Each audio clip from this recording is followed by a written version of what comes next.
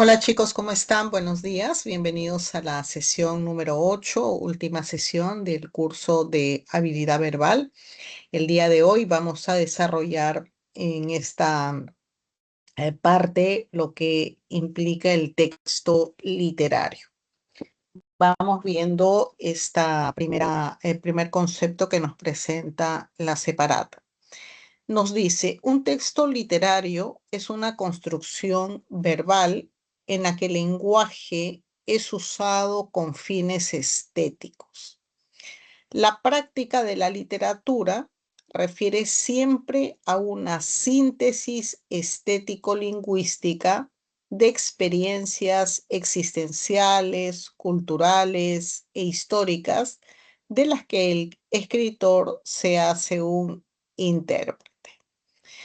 En este primer párrafo del texto, resaltamos algo importante, ¿no? En el sentido de que el texto literario, bueno, es usado efectivamente con fines estéticos, ¿no?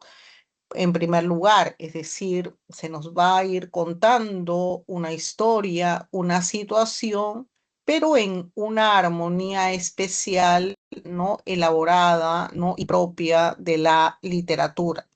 Y a través, ¿no? De este texto armónico, estético, no agradable y fundamentalmente, quien sabe, sensible, es que el autor, el intérprete, ¿no? Que reproduce, ¿no? Experiencias, visiones, ¿no? Con diversos matices, bueno, hace justamente gala de eso, ¿no? Interpreta la realidad muy vinculada obviamente con situaciones, quién sabe, particulares, existenciales o de vinculación que haya podido tener. En la segunda parte nos dice, el texto literario explota el lenguaje connotativo. A través del aprovechamiento de este nivel de lenguaje, la literatura se convierte en una experiencia profunda del mundo. El texto literario puede adoptar una determinada forma artística, ya sea narrativa, poética o de otra índole. Aquí es importante precisar que se refiere a algo importante, ¿no? En el primer párrafo decíamos, bueno, que tiene fines estéticos, ¿no? El texto literario. Y bueno, ayuda también en ese marco y en ese contexto lo que nos dice acá, que el texto literario aparte explota el lenguaje connotativo, ¿no? Nosotros ya sabemos que una palabra tiene significado denotativo, pero puede también tener un significado connotativo. ¿Y qué implica? Esa palabra, ¿no? Va a adquirir un significado particular en el contexto donde está escrito. Y el texto literario nos lleva muchas veces a ello, ¿no? Muchas palabras con la que el intérprete, ¿no? Representa, ¿no? Su visión, ¿no? Que tiene de la realidad, finalmente está expresado en este lenguaje connotativo, ¿no? Entonces, por eso, de alguna manera, el texto literario, bueno, adquiere necesariamente un trabajo de interpretación en el proceso de lectura. Ahora, es importante también recalcar que el texto literario puede determinar diferentes formas artísticas, ¿no? Puede ser de repente una narrativa, ¿no? O puede ser de repente una novela, un cuento, ¿no? Entre otros géneros menores, o de repente puede ir también por el ámbito, ¿no? De la poética, ¿no? Y otras variantes que podríamos referir. Sin embargo, para todos los casos, ¿no? Sea novela, sea cuento, sea poema o cualquier otro subgénero, es importante resaltar acá que la lectura, ¿no? De un texto literario, cualquiera de estos, se convierte efectivamente en una experiencia profunda del mundo, ¿no? A través de un texto literario, nosotros podemos conocer realidades de diferentes formas del mundo, ¿no? Una historia que se cuenta en el marco, ¿no? De repente de una realidad, ¿no? De un país, ¿no? Involucra, ¿no? En ese proceso de comprensión también muchos aspectos, ¿no? Vinculados a la cultura, la idiosincrasia, ¿no? Los hábitos, los valores. Y bueno, por eso se dice que cuando nosotros leemos un libro, ¿no? Sobre todo de esta naturaleza, ¿no? Nos permite a los lectores vivenciar. Esa es otra cosa muy importante, ¿no? Estos textos literarios tienen el propósito de hacernos sentir a los lectores lo que el intérprete ha sentido en su momento, ¿no? Cuando quiere contar una historia de repente de un crimen pasional o cuando en una poesía, ¿no? Se exalta, ¿no? Lo que significa de repente el amor. ¿No? Fíjense, dos situaciones contrarias. Finalmente lo que hace estos textos, ¿no? Cuando son procesados por los lectores, es que nosotros nos demos cuenta un poco de el significado, ¿no? De la mirada, ¿no? De la visión, del sentir del intérprete, del autor, ¿no? De este fragmento de la realidad, de su visión, de su sentir. Y estos textos literarios, en la medida, ¿no? Que trabajen más estos fines estéticos, ¿no? Hagan giros interesantes, ¿no? En la construcción de las ideas, de la historia, del fragmento, a través, por ejemplo, el uso de los recursos literarios, ¿no? De las figuras literarias van a hacer que el texto efectivamente sea atractivo, enganche, ¿no? Al lector con la historia y pueda posibilitar, bueno, que estemos en ese desarrollo, ¿no? Que estemos en esa lectura, ¿no? Por eso una de las características del texto literario también es que eh, trabaje necesariamente con una técnica, ¿no? Que pueda mantener la atención del lector desde el principio hasta el final. ¿No? Imagínense una obra, ¿no? Literaria, ¿no? De 100 páginas, ¿no? 200 páginas, 150 páginas. Tenemos que ir dosificando la información, generando preguntas, ¿no? Para que el lector se enganche. Es la única manera de poder llegar hasta el final. Y para eso, bueno, hay técnicas, para eso hay un estudio, ¿no? La literatura tiene un procedimiento, ¿no? Técnico para desarrollarlo, ¿no? Y en ese sentido, pues, es un medio, ¿no? En el cual se nos presenta, repito, diferentes facetas del mundo, ¿no? De la visión, en este caso del autor de ese contenido, pero fundamentalmente la literatura, y esto lo quiero subrayar, para que pueda tener ese efecto, ¿no? Que se ha planteado el autor, ¿no? Porque el autor puede plantearse diferentes finalidades, ¿no? Si nos cuenta una historia de amor dramática, ¿no? O de repente un poema, ¿no? Muy exultante, muy alegre, tiene una finalidad el autor, ¿no? Entonces, eso, esa intención comunicativa del autor de llevarnos, ¿no? De repente en la historia hacia el drama, hacia la tristeza, o en el poema hacia la alegría, o viceversa, em, va a tener éxito en la medida que el autor sepa plasmar eso que pretende, ¿no? Su intención comunicativa. Y en ese sentido, pues, el arte, ¿no? El conocimiento, la técnica de poder manejar el lenguaje, ¿no? Las descripciones, las narraciones, bueno, se vuelven vitales y bueno, pues cualquier persona no tiene esta facilidad, ¿no? Y por lo tanto es necesario en este caso que rescatemos y valoremos justamente ello. Vamos a ver entonces a continuación el primer texto.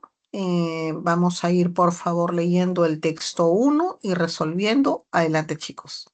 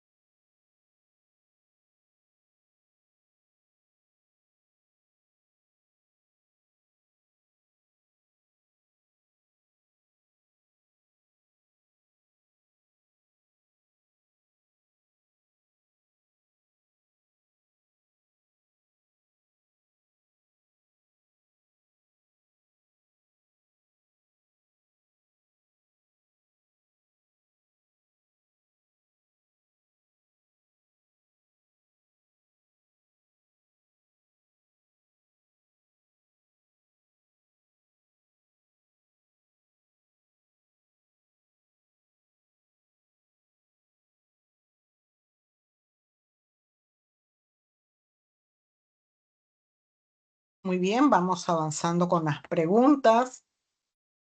La primera nos dice, ¿cuál es la idea central del fragmento presentado? La D. D de dado, no. A ver, revisamos, por favor. La C. La E. Mm, ok, sería alternativa E. La descripción del origen mítico de Macondo y el primer contacto con la tecnología. Ahí vemos que el texto combina varios elementos, ¿no? El recuerdo del coronel, la descripción de Macondo primitivo, la llegada de los gitanos con inventos, ¿no? Especialmente el imán, y la reacción, en este caso, de José Arcadio Buendía. Entonces, la respuesta en este caso que grafica mejor, ¿no?, la esencia integral de este fragmento, ¿no?, del mundo originario de Macondo y su primer encuentro con lo maravilloso, ¿no?, lo tecnológico, sería pues alternativa E. En la pregunta 2 nos dice, en el texto el adjetivo diáfanas aplicado a las aguas del río connota principalmente. La C. La C. Muy bien. Transparentes y cristalinas, ¿no? Efectivamente, un río de aguas diáfanas, ¿no?, que se precipitaban por un lecho de piedras pulidas, diáfanas, apunta a la cualidad de pureza, ¿no? Algo transparente, ¿no? Transparencia, claridad, ¿no? Característico, pues, de un mundo nuevo y no contaminado. Y las piedras pulidas y blancas visibles en el fondo refuerzan pues esta interpretación. Por eso tenemos en este caso respuesta C. En la pregunta 3, el término desarrapados utilizado para describir a la familia gitana implica que... La C. Muy bien, respuesta C. Estaban desaliñados y con ropas pobres, ¿no? Claro, desarrapado significa literalmente con los trapos, ¿no? O rotosos, andrajosos, ¿no?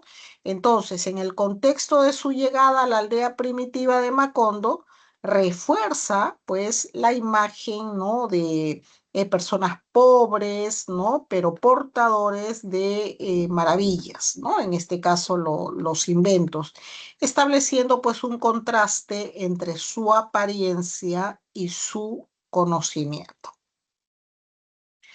En la pregunta 4 nos dice, ¿es incompatible con la información del texto afirmar que? La A. Muy bien, A. José Arcadio Buendía confiaba plenamente en la honradez de Melquíades. Bueno, esto en el contexto de la pregunta es incompatible, ¿no? Ahí el texto dice explícitamente que José Arcadio Buendía no creía en aquel tiempo en la honradez de los gitanos, ¿no?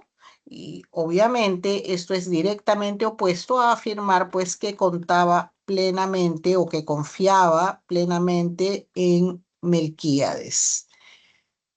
Muy bien, en la pregunta número 5, en la pregunta número 5 nos dice, resulta inconsistente con el relato sostener que...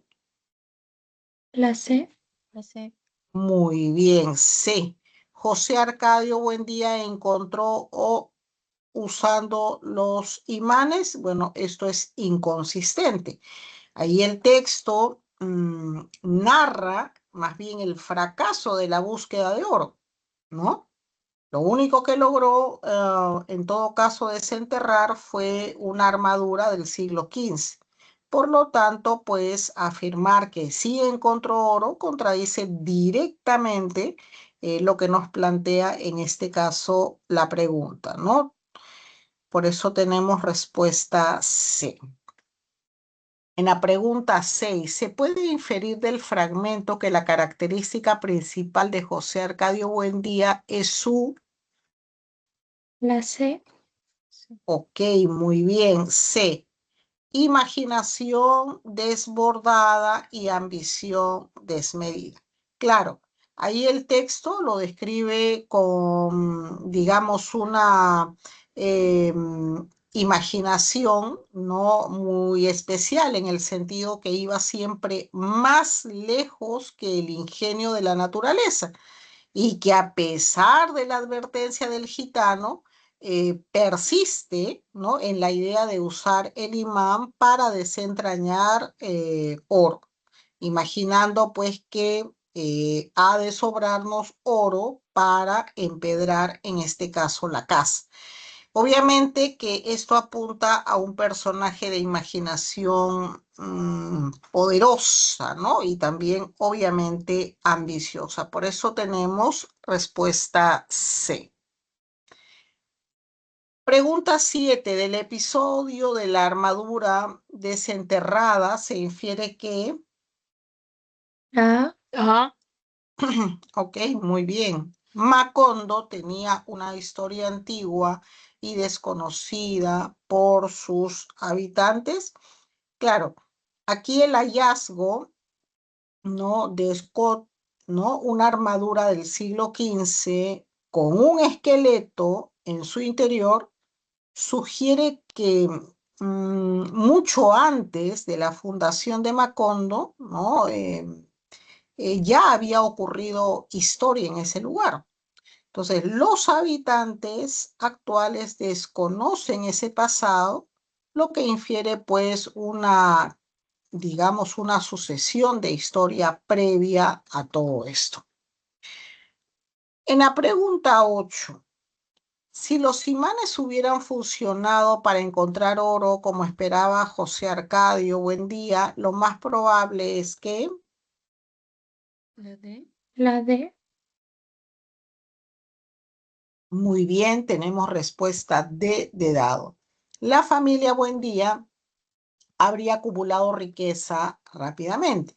Claro, la motivación central de José Arcadio era económica, ¿no? Para ensanchar, obviamente, ¿no?, el desmedrado patrimonio doméstico y lograr, pues, que podamos sobrarnos, ¿no?, en oro, ¿no?, tal como de alguna manera se desprende para empedrar la casa. Entonces, un éxito en su empresa hubiera llevado directamente a un enriquecimiento súbito, de golpe, cambiando por completo la condición inicial de pobreza descrita en el texto. En la pregunta 9, extrapolando la lógica del mundo presentado, muchas cosas carecían de nombre y para mencionarlas había que señalarlas con el dedo.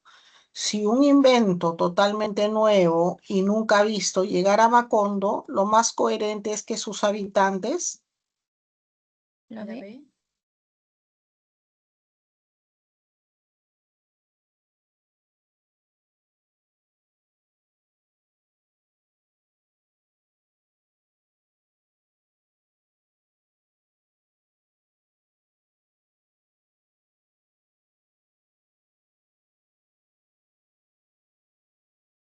A ver, respuesta a la pregunta 9. A ver. La B. Ok, muy bien. Respuesta B. Recurrirían a comparaciones con lo conocido o simplemente lo señalaría. Claro, ahí el texto establece que en este mundo reciente el lenguaje está en formación, ¿no? Y la nominación es un acto directo y físico, ¿no? El hecho de señalar. Entonces, la extrapolación lógica es que frente a algo totalmente nuevo, Bueno, el mecanismo primario de referencia sería apuntarlo físicamente o describirlo por analogía con lo ya conocido, ¿no? Antes de que exista una palabra convencional para ello. Esto obviamente refleja el realismo mágico, donde lo maravilloso se integra en la cotidianidad de manera concreta. Por eso, para esta pregunta tenemos respuesta B de bueno. Muy bien, vamos rápidamente. Hoy día tenemos varios textos. Al siguiente texto número 2. Vamos, por favor, adelante, chicos.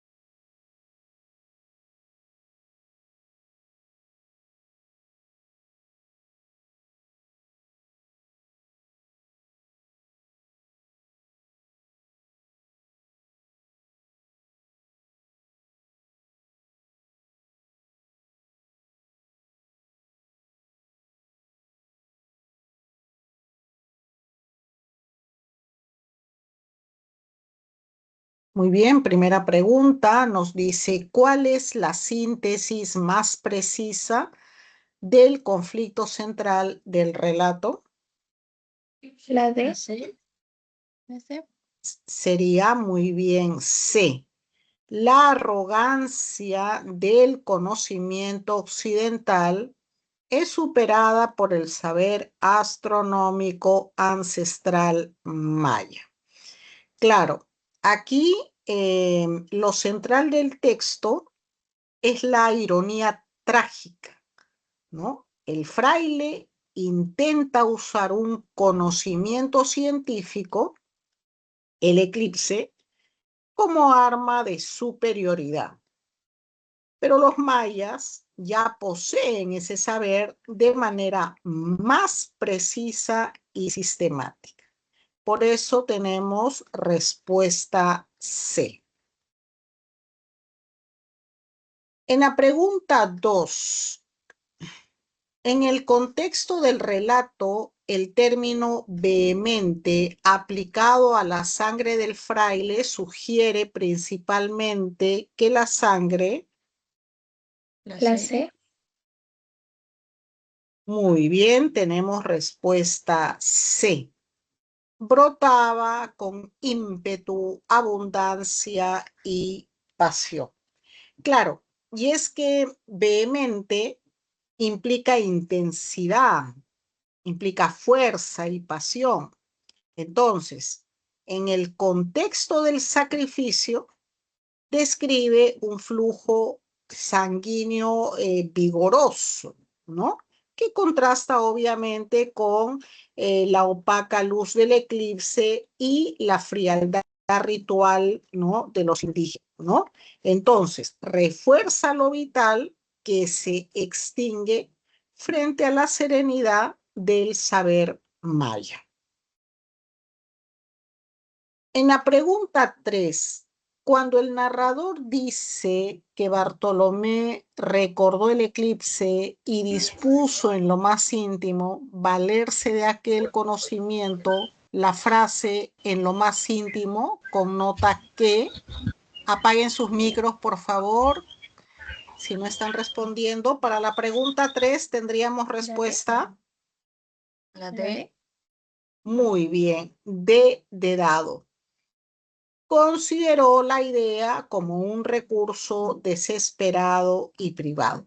Claro, en lo más íntimo apunta justamente a la interioridad, la reserva y la naturaleza no comunicada de su decisión, ¿no?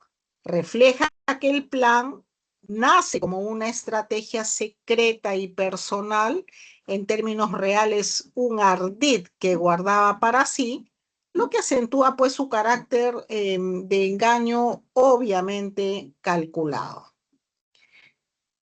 En la pregunta 4, ¿es inconsistente con el desarrollo del relato afirmar que? La B. Muy bien, B de bueno. Bartolomé poseía un dominio avanzado de las lenguas nativas. Bueno, esto es inconsistente. Ahí el texto dice que 3 años en el país le habían conferido un mediano dominio de las lenguas nativas, ¿no? Por lo tanto, la alternativa B es inconsistente. En la pregunta 5, resulta incompatible con la perspectiva que construye el narrador sostener que, La B. La B. ok, por ahí, B de bueno, los indígenas actuaron con rapidez e impulsividad emocional. Esto es incompatible, ¿no? Porque los indígenas son descritos con rostro impasible, ¿no? Realizan un pequeño consejo, ¿no? Es decir, es un procedimiento calmado esto, ¿no? Y el que recita las fechas y lo hace sin prisa y sin ninguna inflexión de voz, en este caso, pues determina o subraya eso. Esta caracterización de serenidad y ritualidad contrasta fuertemente con la idea de rapidez, con la idea de impulsividad emocional, ¿no? Entonces el narrador enfatiza pues su calma metódica. Por eso tenemos respuesta B. En la pregunta 6, del contraste entre la actitud del fraile, ¿no? Cierto desdén, y la de los indígenas, sin prisa, sin inflexión de voz, se infiere que... La B. Muy bien. Bueno, el fraile subestimó la profundidad del conocimiento astronómico maya. Claro, esta frialdad ritual y la recitación precisa, ¿no?, de los eclipses futuros por parte del indígena frente a este menosprecio, ¿no?, del fraile, permite inferir que Bartolomé cometió un error de cálculo, ¿no? Basado fundamentalmente en un prejuicio de superioridad, ¿no? No imaginó que su conocimiento universal pudiera ser superado, ¿no?, localmente, ¿no?, en ese ámbito. Muy bien, pregunta 7. ¿Se puede inferir que la mención de sin la valiosa ayuda de Aristóteles en la frase final tiene una intención principalmente? La C. Muy bien, C. Irónica, para resaltar la autonomía y valor del conocimiento precolombino. Claro, es una ironía amarga, ¿no? El fraile apela a Aristóteles como emblema de su superioridad cultural, ¿no? Su arduo conocimiento de Aristóteles en este caso, ¿no? Pero el final revela que los mayas lograron predicciones astronómicas precisas sin ese referente occidental, ¿no? Entonces, la frase subraya la autosuficiencia del saber indígena y ridiculiza pues la arrogancia colonial. Por eso tenemos respuesta C. En la pregunta 8, si Bartolomé hubiera conocido de antemano los códices astronómicos mayas, lo más probable es que... La C. Ok, C. Su plan de usar el eclipse como amenaza, pues no habría sido concebido, así de simple, ¿no? Porque el corazón de su estrategia fue apelar a un saber que creía, eso creía, era exclusivo y mágico para ellos. Entonces, saber que los mayas ya conocían y registraban los eclipses con precisión hubiera invalidado por completo, ¿no?, la premisa de su engaño, ¿no? Entonces, en ese contexto es probable que hubiera buscado otra táctica o aceptado en este caso su destino sin este último intento por el que finalmente apostó. Pregunta 9.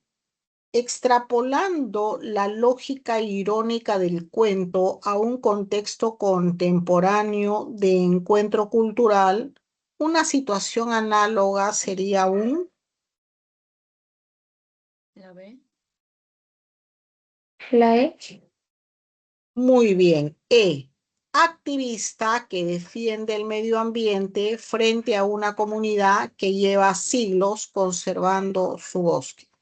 Claro, aquí la analogía más fuerte, ¿no?, la que reproduce en este caso la estructura irónica, es una persona que llega con una supuesta superioridad moral o epistemológica, ¿no? Ahí vemos pues en el relato el fraile, ¿no?, con su ciencia, ¿no?, el activista con su ecologismo, y lo hacen para iluminar a otros, ¿no?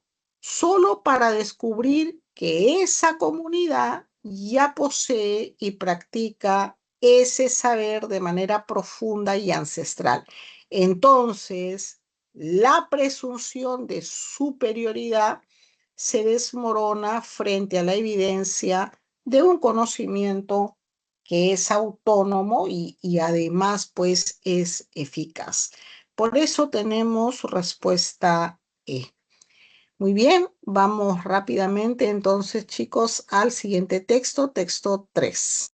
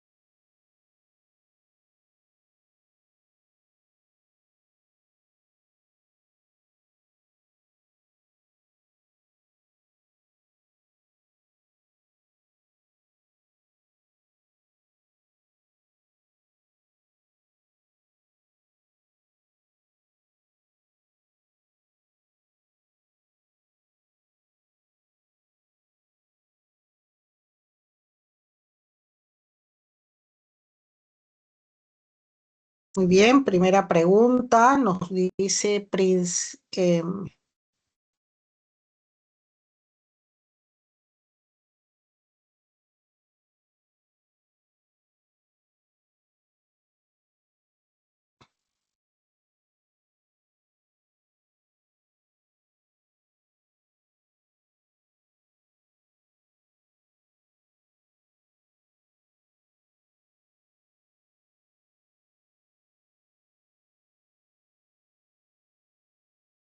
la primera pregunta nos dice, ¿cuál es el tema principal del texto?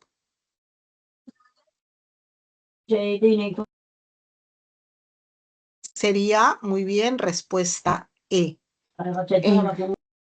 El papel, en este caso, de la crítica en la aceptación y difusión del microrrelato. Claro, aquí el autor se centra en cómo la crítica literaria comienza a prestar atención al microrrelato y a consecuencia de ello, pues, este comienza a ser visto un género independiente con plena legitimidad y se amplía, pues, su aceptación. Muy bien. Pregunta 2. ¿Qué significa el término alegremente en el texto? La C. Muy bien, C. Incursionar con decisión en un campo. Y es que ahí en el texto el término se relaciona con el momento en que los críticos dejan de lado la reticencia para abordar el microrrelato, comienzan entonces a prestarle atención de manera constante y decidida. En la pregunta 3, ¿qué afirmación es compatible con el papel de la crítica en relación con el microcuento? La C. Muy bien, C. El mayor interés de la crítica influyó en la difusión del género. Esto es compatible. Y el texto lo dice de manera explícita, ¿no? Nos dice ahí así, en la lectura, el interés de la crítica fue acompañando a un momento expansivo que generó, que abarcó América Latina y España, ¿no? Por eso tenemos respuesta C. En la pregunta 4, ¿qué se puede inferir de la recepción crítica del microrrelato?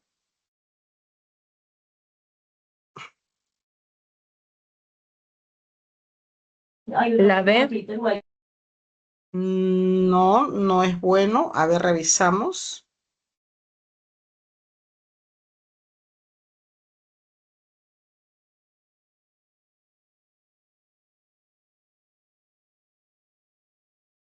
La A.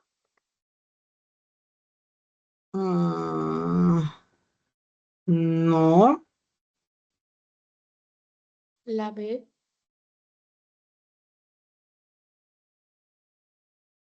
A ver, por ahí dicen la B. No, ya habíamos dicho que la B no es.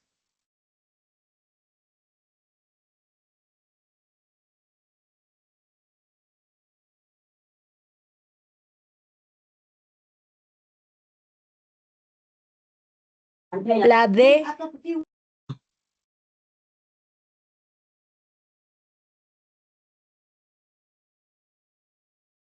A ver, observación.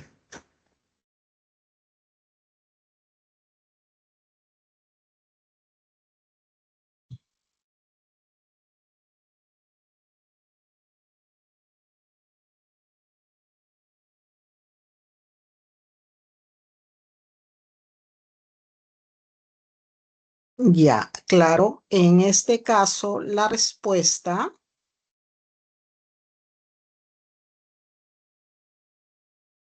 es desarrollo profesional.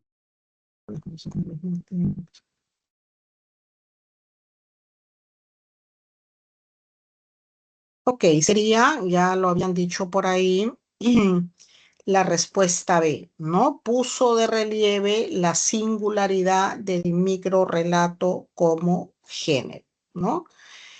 Porque, bueno, con uno u otro nombre, estos textos híbridos, textos rebeldes, dejaron de ser considerados cuentos brevísimos, ¿no? Y fueron reconocidos finalmente como un género independiente con sus características propias. En la pregunta 5, si el microrrelato fuera considerado por los críticos simplemente como un cuento brevísimo, entonces, La muy bien, A, no exigiría un aparato crítico diferenciado del cuento normal. Claro, ahí en el texto se señala que un aporte fundamental de la crítica fue esclarecer que el micro relato no es simplemente un cuento muy pequeño, sino un género con sus propias reglas, ¿no? De ahí se desprende que este exige a su vez una nueva forma de abordarlo críticamente. Por eso tenemos respuesta A. Muy bien, chicos, vamos ahora al siguiente texto, texto número 4. Adelante.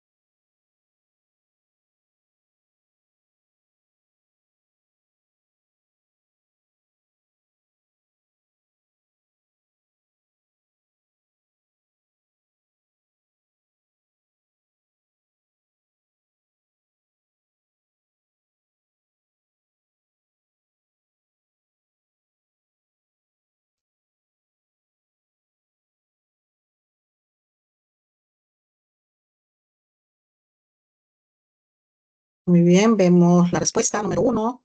Nos dice, principalmente el texto trata de... La E.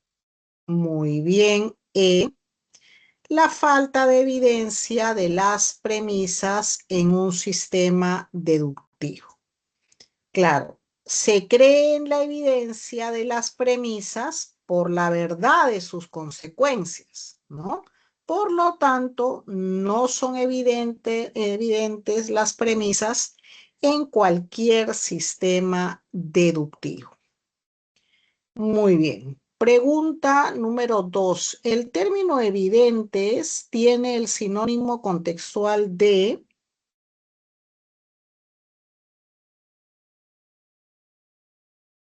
No. Ok, muy bien. Claras, ¿no? Pregunta número 3. ¿Es incompatible con el texto, pregunta 3, sostener que...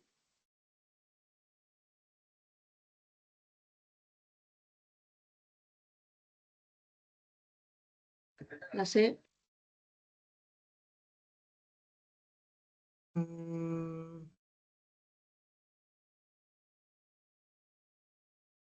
No, a ver, revisamos.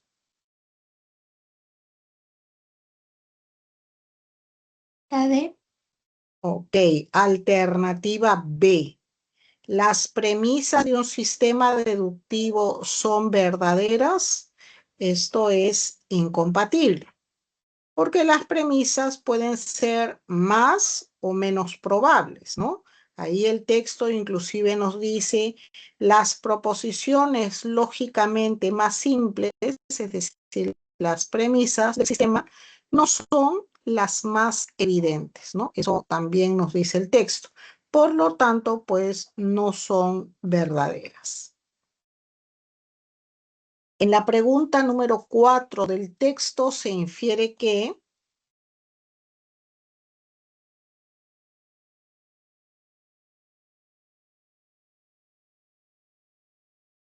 La E.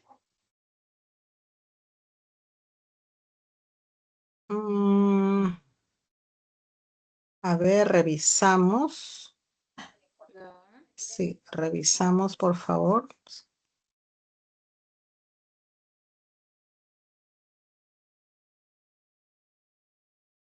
A ver, no sería la E. Revisamos. A ver, por ahí creo que he escuchado.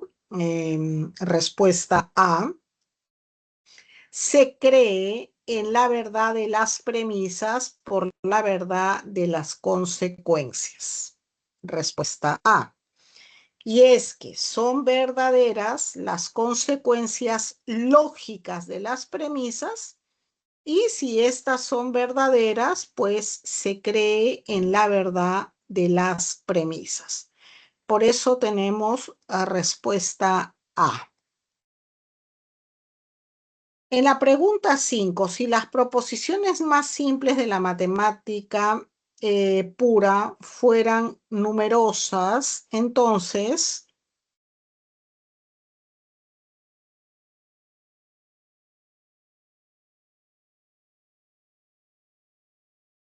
La B.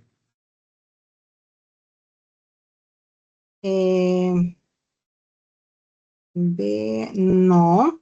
A ver, revisamos. La D.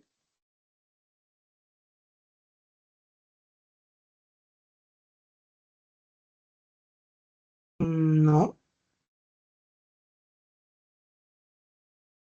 La C. Tendría, ok, alternativa C. O sea, en esta situación que nos plantea la pregunta, es una pregunta de extrapolación, tenemos respuesta C. En ese contexto, la matemática pura no sería pues un sistema deductivo. Y es que un sistema deductivo se caracteriza por la menor cantidad de proposiciones iniciales, es decir, las premisas, y si son numerosas, ya no sería un sistema deductivo, ¿no? Entonces, Acá habría que preguntarnos, ¿no? ¿Cuál es el grupo más pequeño y lógicamente más simple de las proposiciones de las cuales pueda deducirse este conjunto de proposiciones? Entonces, acá fundamentalmente tenemos que la matemática pura no sería un sistema deductivo. Muy bien, vamos entonces ahora al siguiente texto, texto 5. Adelante, chicos.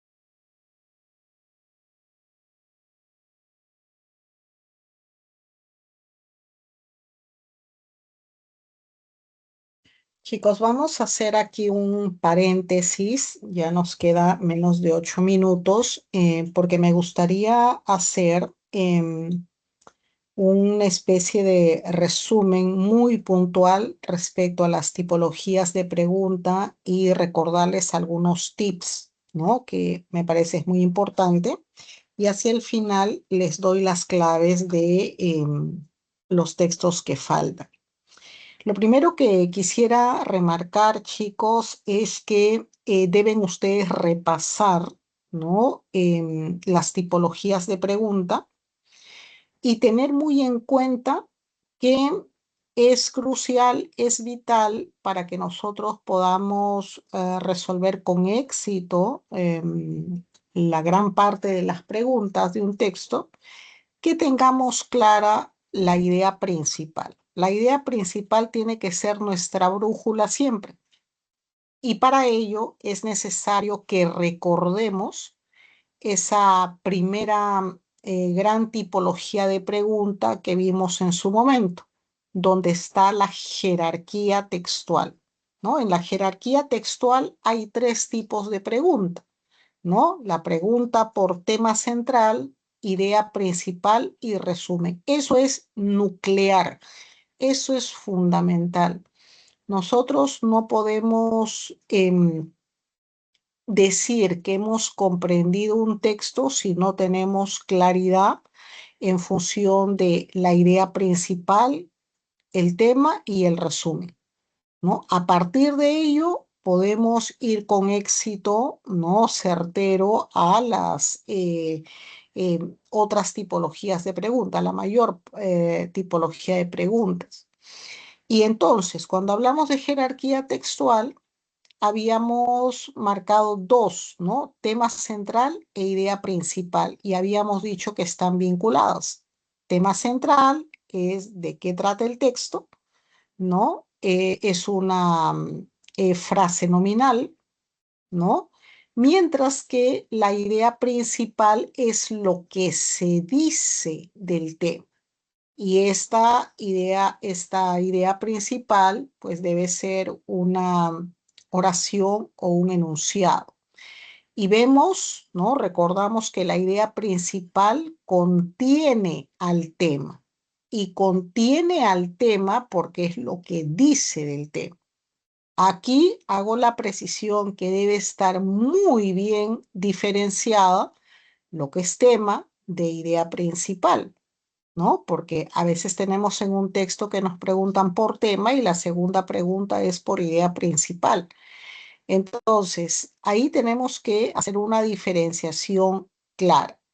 Y la otra pregunta, la pregunta por resumen, bueno, esta pregunta por resumen, ¿no? Ustedes ya saben la fórmula del resumen, se las recuerdo ahora. La fórmula del resumen es idea principal más información general o global del texto. No información específica, sino general, ¿no? Global, que complemente la idea principal.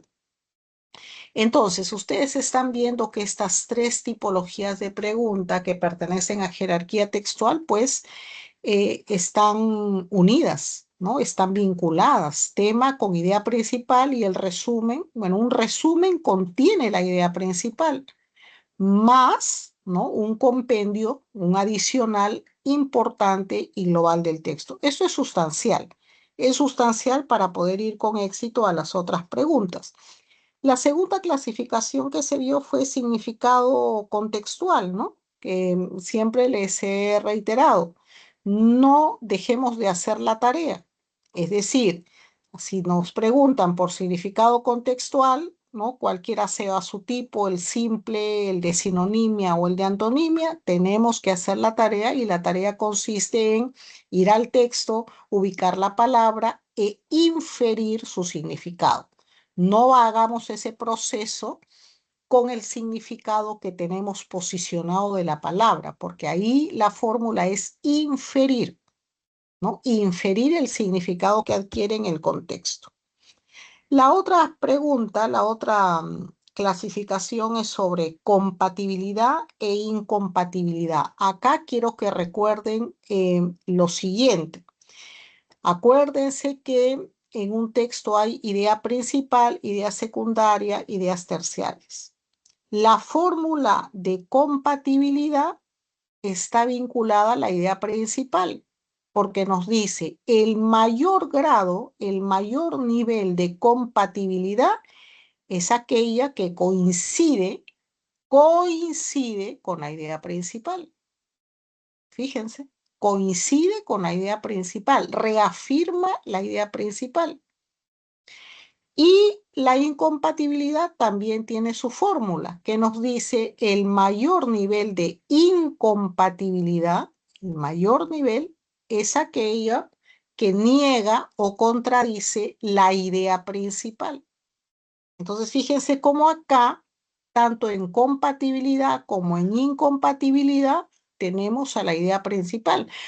Y hay que tener cuidado porque nos ponen distractores, ¿no? Los distractores tienen que ver, obviamente, con, de repente nos ponen incompatibilidad con idea secundaria, con idea terciaria, y a veces entramos en crisis porque decimos, hay 3 respuestas, hay 2 respuestas. No, no hay que olvidar eso, por eso les he afirmado nuevamente la importancia de la idea principal.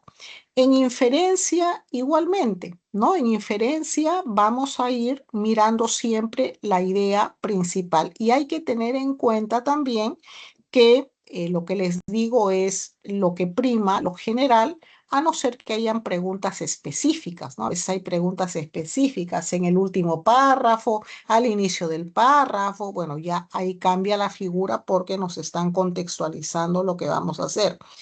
Pero eso sí, tanto en compatibilidad, incompatibilidad y en inferencia, tampoco debemos olvidarnos, ¿qué cosa? No debemos olvidarnos que la respuesta puede estar explícita o implícita en el texto. Generalmente creemos, porque olvidamos la parte teórica, que tiene que estar en el texto. No, puede estar implícita. Entonces hay que recordar esas cosas. Compatibilidad, incompatibilidad e inferencia giran alrededor de la idea principal, ¿no? Y hay que tener en cuenta también que puede estar la información explícita o implícita. Y la última parte de tipología de preguntas, bueno, ha sido recientemente la extrapolación cognitiva, que en la pregunta les van a hacer un cambio radical de lo que dice la idea principal del texto. ¿Y qué tenemos que hacer nosotros? Establecer las consecuencias. Mientras que en extrapolación referencial, en la pregunta van a extraer la idea principal y la van a contextualizar en otra época, en otra situación, y tenemos nosotros que establecer las consecuencias. Entonces, eso es importante, es muy importante que ustedes repasen la parte teórica, es muy importante, y la mantengamos siempre para poder ir con éxito al examen. Recuerden también, ya como tip, que prácticamente en términos generales, cuando ustedes estén en duda entre una y otra alternativa, ¿no? Siempre recuerden, ¿no? ¿Cuál de esas dos está vinculada a la idea principal? Ahí van a tener certeza, ¿no? Eso como recomendación. Acuérdense también este aspecto de intención del autor, ¿no? Esa pregunta de intención comunicativa. Un tip les había dicho los verbos, ubicarnos únicamente en los verbos para ahorrar tiempo. Ya después, supongamos que estamos entre 2 alternativas, podemos ver lo que sigue. Chicos, las claves de este texto 5, pregunta 1, casa, pregunta 2, enano, pregunta 3, dado, pregunta 4, avión, pregunta 5, C. Tenemos luego en la siguiente pregunta, perdón, en el siguiente texto, texto 6, pregunta 1, avión, 2, bueno, 3, casa, 4, avión, 5, avión. Bueno, el texto 7 tiene ahí preguntas abiertas y el último texto en inglés, pregunta 1, bueno, 2, dado, 3, casa, 4, B y 5C. Chicos, les agradezco su atención. Ha sido un gusto estar con ustedes. Les deseo la mayor de las suertes y simplemente decirles que cualquiera sea el resultado, ¿no? En el examen, seguramente al que van, tanto de la pre, no si fuera, o en todo caso al de admisión, bueno, siempre verlo como un reto. Nunca cesen en su sueño, ¿no? De ingresar a San Marcos. Hay que perseverar porque hay mucha competencia. Les agradezco a todos su atención, chicos. Mucha suerte. Un abrazo para todos. Chao, profesora, gracias.